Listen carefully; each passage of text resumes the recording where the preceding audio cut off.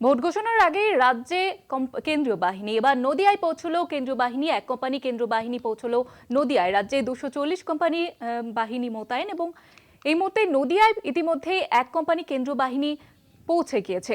আমাদের সঙ্গে টেলিফোন লাইনে রয়েছেন আমাদের প্রতিনিধি রূপম রায়। রূপম, কোথায় কোথায় মোতায়েন করা হয়েছে কেন্দ্রীয় বাহিনী?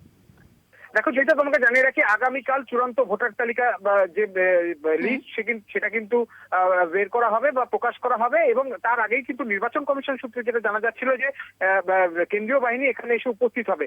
ঠিক সেরকমই একেবারে 28 তারিখের আগে একেবারে নদিয়ার যে রানাঘাট পুলিশ জেলার তাহেরপুর থানা সংলগ্ন একটি এলাকা, একটি বেসরকারি শিক্ষা প্রতিষ্ঠান, সেখানে এক কোম্পানি কেন্দ্রীয় বাহিনী আজ কিছুক্ষণ আগে উপস্থিত হয়েছে। এবং সব থেকে বড় কথা যে এই কেন্দ্রীয় বাহিনীর মধ্যে 75 জন জওয়ান রয়েছেন, তাদের মধ্যে 10 থেকে 11 জন মহিলা জওয়ানও রয়েছেন।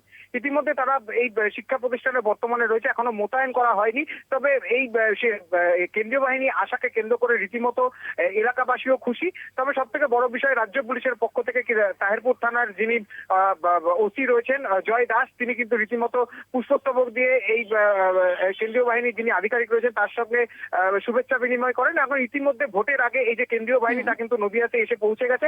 এখন এলাকার মানুষ যথেষ্টই খুশি যে শান্তিপূর্ণভাবে ভোট হতে পারবে বলে।